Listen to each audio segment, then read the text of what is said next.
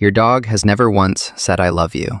Not in words, not even close, but in the last 24 hours alone, they said it at least 10 times, in 10 different ways, using a language that has existed for thousands of years, that most owners spend an entire lifetime completely missing. You probably looked at most of those moments and called them habit, or coincidence, or just things dogs do, but they were not random. Every single one of them was directed, specifically, at you. By the time we reach number 10, you will understand something about your dog that most owners never figure out, not because they don't love their dogs, but because no one ever taught them to listen. Stay with me to the end.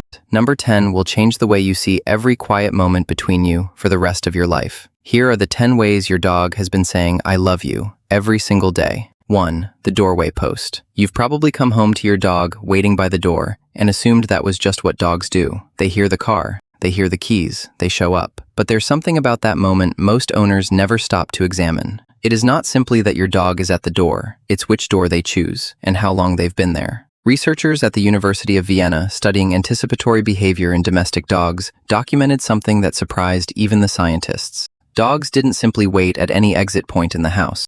They consistently positioned themselves at the specific entrance their primary bonded person used, not the door their secondary family members used, not the nearest door to where they'd been resting, their door. And the dogs had typically moved to that position significantly before their person arrived, before any audio cue like a car or footsteps was detectable. The researchers described this as anticipatory proximity seeking, a behavioral state that only activates in response to one specific person. Your dog is not waiting at the door. They are waiting at your door. They mapped your entrance so long ago, they've lost the memory of learning it. And now their body moves there automatically, like it already knows, something the rest of the house doesn't. That is not habit. That is devotion encoded into muscle memory. The second way your dog says it to you isn't at the door. It's in the middle of a perfectly ordinary Tuesday afternoon, in the hallway, on the stairs, in every room you move through.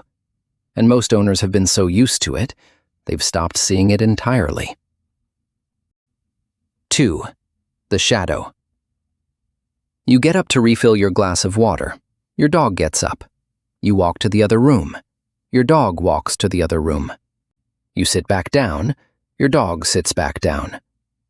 Most people call this clingy. Behavioral scientists call it something completely different, and the distinction matters. Dr. Stanley Coren, one of the foremost canine behavioral researchers in North America, documented in his long-term studies of companion dog behavior that proximity seeking, the consistent, unprompted choice to remain physically close to a specific person, is the single most reliable behavioral indicator of primary attachment bond in domestic dogs. Not food motivation, not play response, not affection toward whoever gives the most treats. The dog who follows you from room to room has designated you as their primary attachment figure. And in canine social structure, that designation is not taken lightly. It is the equivalent of saying, you are the center of my world, and I need to know where the center is at all times. The critical detail Coren's research also found: dogs perform this behavior toward one person even in multi-person households where other people also feed them, play with them, and give them consistent affection. Following is not about gratitude, it is about bond. Your dog is not following you because they want something. They're following you because you are the thing they want. The third way is even quieter than this one. It happens while you're not even in the room, and it involves something you left behind. 3. The scent anchor.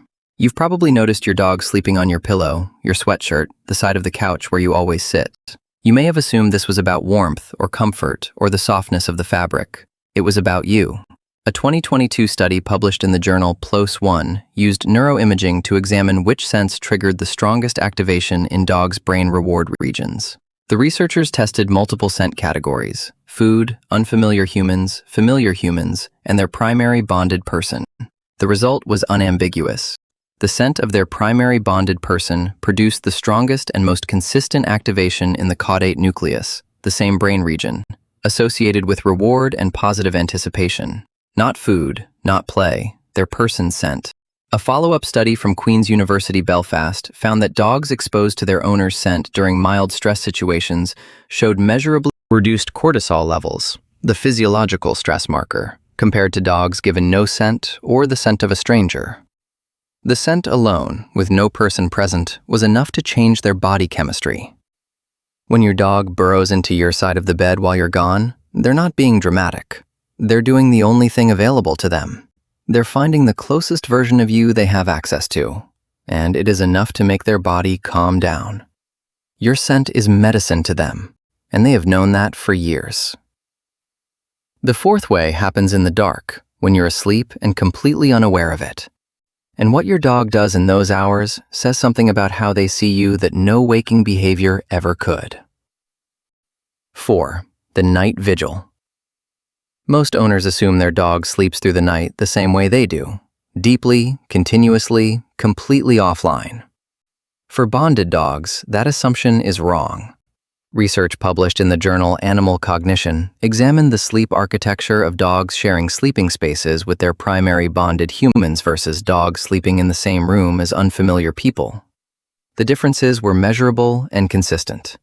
Dogs sleeping near their bonded person showed significantly more frequent transitions between light and deep sleep phases, not because they were restless, but because they were monitoring. The dogs also demonstrated what sleep researchers call oriented resting. They position their bodies so their head faced toward their person, even when doing so meant sleeping in a less physically comfortable position. The behavioral interpretation is rooted in pack science. In ancestral canine social structures, the most bonded individuals in a group would take what ethologists call a sentinel role during rest, cycling through lighter sleep at intervals to check the environment, check the group, check that the most important member was still safe. Your dog has inherited that role, and they chose to perform it for you, specifically only for you, without being asked, without any reward, just because to them, you are the one worth staying half awake for. The fifth way is one that has made millions of people laugh, and almost none of them have understood what it was actually telling them. 5. The escort. You go to the bathroom. Your dog follows you to the bathroom. You close the door. They sit outside the door. You open the door. They are still there. Most people assume this is about separation anxiety, or about dogs not understanding privacy, or about some kind of obsessive attachment. Behavioral researchers have a different interpretation, and it shifts the entire meaning of what you're looking at. A 2023 study published in the journal Frontiers in Veterinary Science examined proximity-seeking behavior across different types of transitions: owners leaving the house, moving between rooms, entering spaces with closed doors. The study found that dogs with secure attachment bonds, not anxious bonds, secure ones, continued proximity seeking through all transitional moments, including low-threat closed-door scenarios. The reason is not anxiety. It is the natural continuation of a behavioral pattern rooted in pack structure. A bonded pack member does not allow the temporary disappearance of their primary attachment figure, even behind a door, without registering it and waiting for resolution. Your dog is not anxious. They are attached. And to them, the difference between a closed door and you walking out of their life for 2 minutes is not emotionally obvious, because you are important enough that they're not willing to assume you'll be fine without them checking. If this is already changing the way you think about how your dog sees you, subscribe right now. This channel exists for exactly this reason, to show you what your dog has been trying to tell you in the only language they have. You'll want to be here for the next 5. The sixth way is something you've probably seen but dismissed as a completely ordinary moment. It happens when your dog decides you are safe enough for something remarkable. 6. The softening. You're sitting on the couch, your dog is nearby, and you notice them do something completely unremarkable. They yawn, they stretch, they settle in and start grooming their paws. Most people see that and think, they're just relaxing, they're tired. Behavioral scientists see it differently. Research from the University of Portsmouth examining stress indicators in domestic dogs found that self-grooming, yawning, and muscle release, the physical softening you observe when a dog fully relaxes in your presence, are directly correlated with a drop in circulating cortisol. The dog's body is not just resting, it is actively downregulating its own stress response. And critically, the study found this downregulation occurred most reliably and most deeply in the presence of the dog's primary bonded person. In the presence of strangers or even other familiar family members, the cortisol reduction was measurably less pronounced. What you're watching when your dog melts in your presence isn't ordinary. It is your dog's nervous system communicating something that takes a human years of therapy to learn. I am completely safe here. I don't need to be on guard. I can put everything down. Your dog does not soften like that for everyone. They soften like that for you. The seventh way involves physical contact, a gesture so common most owners have genuinely stopped noticing it. But what it signals in canine social structure is one of the most profound forms of trust one living creature can extend to another. 7. The lick. Your dog licks your hand, your face, your arm. You call it kisses. You call it affection. You probably wipe your face and move on. But in canine social science, what you are witnessing is something far older and far more intentional than a kiss. Researchers studying the evolutionary origins of affiliative behavior in wolves and domestic dogs have documented that mouth-to-skin contact, licking, is the canine equivalent of what primatologists call allo-grooming, the mutual grooming behavior that social mammals use to reinforce and signal attachment bonds within a group. In wolf pack studies, allo-grooming is not distributed randomly. It is directed specifically toward the individuals an animal has chosen as its closest social partners. The behavior communicates, in the clearest signal available in canine social vocabulary, "You are inside my circle. You are one of mine." A 2019 study published in PMC examining oxytocin dynamics in dog-owner pairs found that affiliative contact, including licking and physical touch, produced measurable oxytocin increases in both the dog and the owner.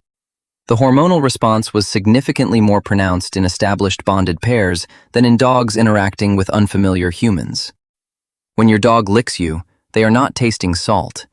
They are performing one of the oldest rituals of belonging in the animal world, and they are performing it for you because, in their social structure, you are family. The eighth way is something most people receive as a funny moment. They laugh, they take a photo, they post it online, and they never understand what they were actually given. 8. The offering. You've had a hard day, or maybe it's been a completely ordinary one, and your dog walks up to you carrying something, a toy, a sock, a stick from the backyard, something. They place it at your feet or press it into your hand and look at you with complete seriousness. Most owners laugh, and then they move on. But researchers at Duke University's Canine Cognition Center have documented that object-sharing behavior in dogs, the deliberate selection and presentation of an item to a specific person, is one of the highest value social behaviors in the canine behavioral repertoire. In pack dynamics, object-sharing signals trust at its deepest level. I am giving you something valuable. I am inviting you into a shared moment. This is not a random behavior. Dogs are selective about who they bring objects to. They almost never offer objects to strangers, and in multi-person households, they consistently direct offering behavior toward their primary bonded person. The additional finding from the Duke research is even more striking. The value of the object is irrelevant to the dog. A ratty tennis ball and a favorite toy carry the same social weight. The object is not the message. The offering is the message. And the message is, I want to give you something. I want you to feel what I'm feeling. I want to share this moment with you because you are the person I share things with. The next time your dog brings you something ridiculous at 7 a.m., take a second before you laugh. They just told you something important. The ninth way happens while you're both asleep. And the position your dog chooses, specifically the position, is a statement most owners have shared a bed with for years without ever reading. 9. The back turn. Your dog sleeps with their back pressed against you. You've probably noticed this. You've probably adjusted yourself around it. You may have even complained about it. What you haven't done, most likely, is understood what it means. In canine behavioral science, sleeping with the back turned toward another individual is not a sign of indifference. It is the opposite. Ethologists describe this positioning as trust orientation, a resting posture that only occurs when a dog feels completely secure with the person behind them. The reasoning is rooted in vulnerability. A dog sleeping with their back to you is exposing their spine, their flanks, and their hindquarters, the most physically vulnerable aspects of their body, and trusting that you will protect that vulnerability while they sleep. At the same time, their face is oriented outward, toward the room, toward the door, toward anything that might come in. They are simultaneously protecting you and trusting you. Their body is doing two things at once, standing watch over your environment and surrendering completely to your presence behind them. Behavioral researchers who have studied positional sleeping choices in domestic dogs note that this posture appears almost exclusively in the presence of a dog's primary bonded person. Dogs will sleep in any comfortable position near someone they like, but they reserve their back for the one they trust with their life. Every morning you wake up to your dog's back. That is what you woke up to. You just didn't have the translation. We have reached number 10. I told you at the beginning to pay attention to this one. This is the one that tells you who your dog has decided you are. Not through what they do for you, but through what they feel with you. 10. The mirror. You are having a hard day. You have not said anything. You have not changed your behavior in any way that a human would notice, and your dog is different, quieter, closer, watching your face with an attention that is hard to describe and impossible to explain away. This is not intuition. This is not magic. What your dog is doing has been documented, measured, and explained, and it is more remarkable than either of those words. A landmark 2018 study by Biagio Daniello and colleagues, building on earlier research by Goldsmiths University, documented that dogs are capable of detecting volatile organic compounds in human sweat that correspond specifically to emotional states, including stress, fear, and sadness. Critically, the dogs in the study were not responding to visible behavioral signals. They were responding to chemosensory information carried in the air, in your scent, in the molecules your body releases before. You've made a single visible change in your behavior or expression, but here is the finding that matters most for you specifically. The emotional synchronization response, the dog mirroring and absorbing their owner's internal state, was documented most strongly and most consistently in dogs tested with their primary bonded person. With strangers, dogs showed behavioral curiosity. With their person, they showed something the researchers described as emotional merging, a measurable physiological co-regulation between the two individuals. Your dog does not simply detect that you are in pain, they feel it with you. And the reason they feel it more with you than with anyone else on earth is because they have been paying attention to you, specifically, only to you, for long enough that your baseline is written into their nervous system. They know you're normal. They know the exact moment it changes. And they have been doing this every single day without any instruction because you are the one person worth that level of attention. They are not performing empathy for you. They are incapable of performing it. What you are witnessing is the real thing, in a species that didn't even evolve to feel it, somehow feeling it for you. There is no word in any language your dog will ever learn, but there are 10 sentences they have been saying to you every single day in the only language they have, in the position they take at your door before you've even turned onto your street, in the footsteps that follow you through every room of the house without ever being asked, in the way they find your side of the bed when you're gone and press their face into it until their body calms down, in the quiet half-sleep they hold for you in the dark, waiting, in the patient, serious presence outside a closed door because 2 minutes is long enough to make them need to know you're still there. In the body that softens completely, and only completely, next to you. In the lick that means, in a language older than words, you are one of mine. In the object carried across a room on a day they could tell you needed something, even though they had nothing else to give. In the back, pressed against you in the dark, trusting you with the most vulnerable part of themselves while they face outward to guard everything. You might need guarded.